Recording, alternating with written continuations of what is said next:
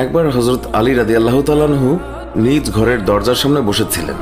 এমন সময় এক ভিক্ষুক আসলো। আলী রাদিয়াল্লাহু তাআলা আনহু তার সন্তানকে বললেন, যাও ঘরের ভিতর থেকে তোমার মা ফাতিমা রাদিয়াল্লাহু তাআলা আনহার কাছ থেকে 1 দিরহাম নিয়ে এসো। ঘরের ভিতর থেকে ফাতিমা খবর পাঠালেন যে ঘরে মাত্র 4টি দিরহাম আছে, ইফতার এবং বাচ্চাদের খাবারের জন্য। এই কথা শুনে হযরত আলী বললেন, বাহ, তোমার দেখে দিরহামের প্রতি ভালোবাসা আছে, যাও গিয়ে সব দিরহাম নিয়ে আসো। ফাতিমা বললেন, আমি তো দিতে নিষেধ করিনি, শুধু স্মরণ করিয়ে দিলাম। এই বলে সে সবগুলো দিরহাম ফকিরকে দিয়ে দিলেন। এই ঘটনার একদিন পর জিবরাইল আলাইহিস সালাম মানবরূপে তিনি আলীর সঙ্গে সাক্ষাৎ করলেন। তার সঙ্গে ছিল একটি জান্নাতি উট। হযরত আলী রাদিয়াল্লাহু তাআলা আনহুকে বললেন, আমি আমার উটটি বিক্রি করব, তুমি কি কিনবে? হযরত আলী বললেন, আমার কাছে এটা ক্রয় করার মতো মূল্য নেই।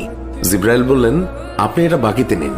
এই কথা শুনে আলী রাদিয়াল্লাহু তাআলা আনহু বললেন, আচ্ছা, এটা আপনি কত টাকা দিয়ে বিক্রি করবেন? তিনি বললেন, 100 দিরহাম।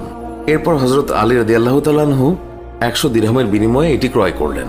তারপর তিনি পথ চলতে লাগলেন।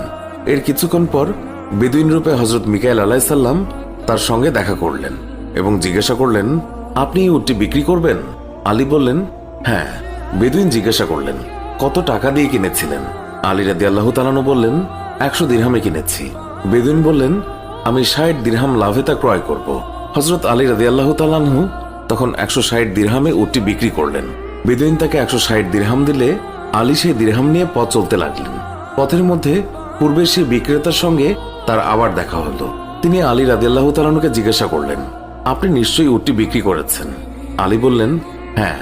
তিনি বললেন, তাহলে আপনি আমার প্রাপ্য পরিশোধ করুন। এরপর আলী রাদিয়াল্লাহু তাআলা আনহু তার কথা মতো 100 দিরহাম দিয়ে দিলেন। তখন তার সঙ্গে ছিল বাকি 60 দিরহাম। তিনি 60 দিরহাম নিয়ে বাড়ি ফিরলেন এবং ফাতিমার সামনে সেগুলো রাখলেন। ফাতিমা রাদিয়াল্লাহু তাআলা আনহা তিনি জিজ্ঞাসা করলেন, এত দিরহাম কোথায় পেলেন? তখন আলী রাদিয়াল্লাহু তাআলা আনহু বললেন, আল্লাহর সঙ্গে 6 দিরহাম দিয়ে ব্যবসা করেছি, তিনি আমাকে 60 দিরহাম দিয়েছেন।